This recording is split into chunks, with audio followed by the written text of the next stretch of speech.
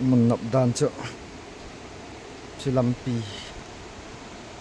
lâu làm pi hẹn snare phải thấy đàn chợ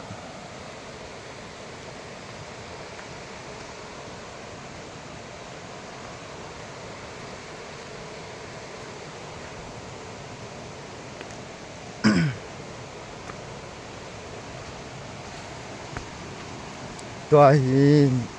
lâu muna pra in lang kan chợ này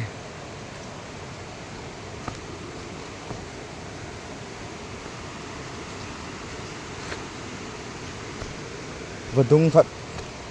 kan khelin toai badung khat am la in slide badung a ho iti lei ki do am iti ki siam am tiang in mu du ai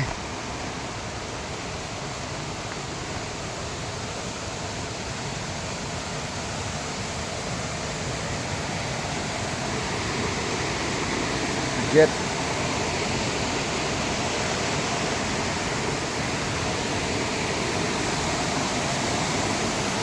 sa tầm giá hệ lâu lại sa lít khăn tiền thì nó có việc là thịt bò lấy vẫn tiệt giá trị khảo quay lụt à đấy chỉ cầm gì hoạt động cho nó mình lên đi dòng tiếng sẽ lên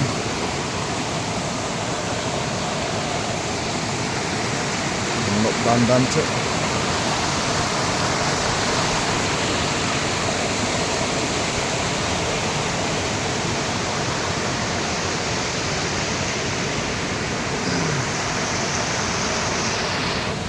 nào tại mà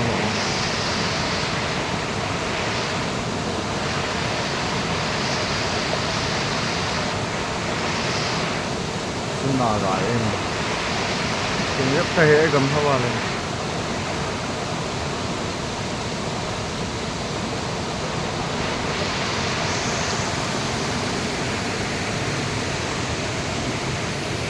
giải cầu tàu phật chụp tiếng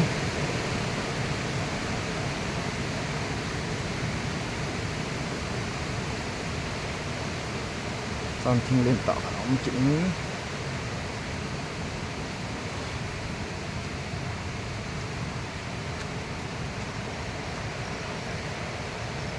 vui tiếng hình dâu dậu hình nôm nôm ốm mến đầm nhông ấy nghiên thinh lệ tán chợ ấy chà để lăng có thể cái hiệu lệ sẵn đầm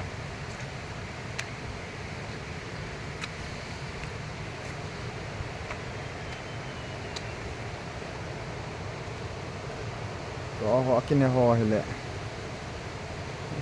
xóa chủ tì nông hiểu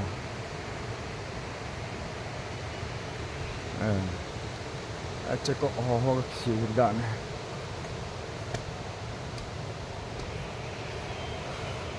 chẳng long đây đây là chẳng long họ vang hát tùy ta sẽ dọn để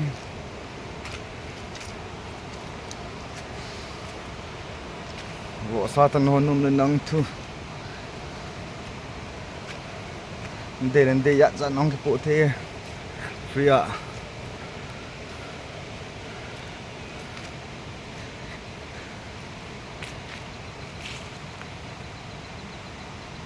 bỏ gọn ôi nhẹ nuôi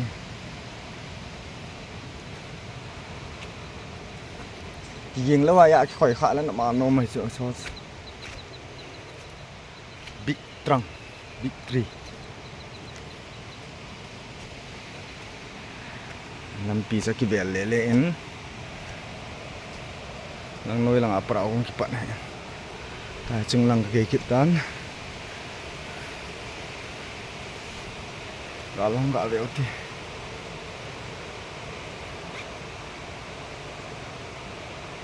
dòng họ khát bê là không gì về lại tâm mà tâm dịu này Zong nom zong san nom là ngài nóng những thiếu hết nông nộp toàn thân chung lắm pi bầu hiệu kia nè nó kiên vàng nó nộp dễ nó kiên lắm mà kia kiện hệ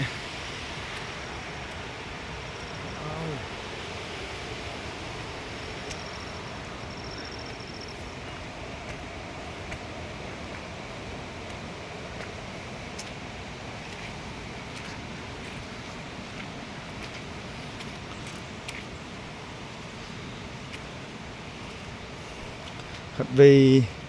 không cung sụ lăng nhòng lại lại căn vật sợ tao bên mà mình xa xe ông lệ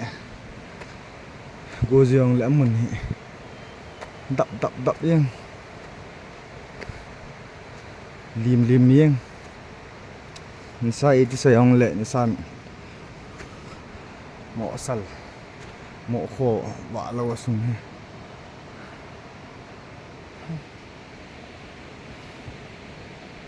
chụp làm đi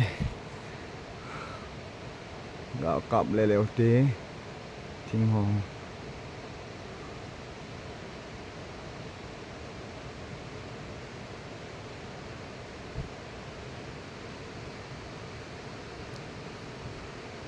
số anh với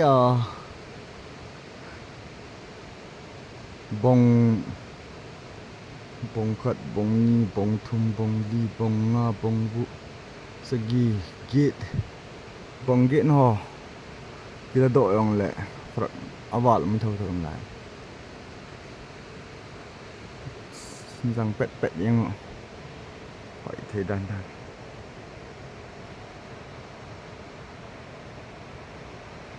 muốn hệ kiên vào ngăn thinh hồi hệ rằng thì mà kia tập trung viên rằng kiện người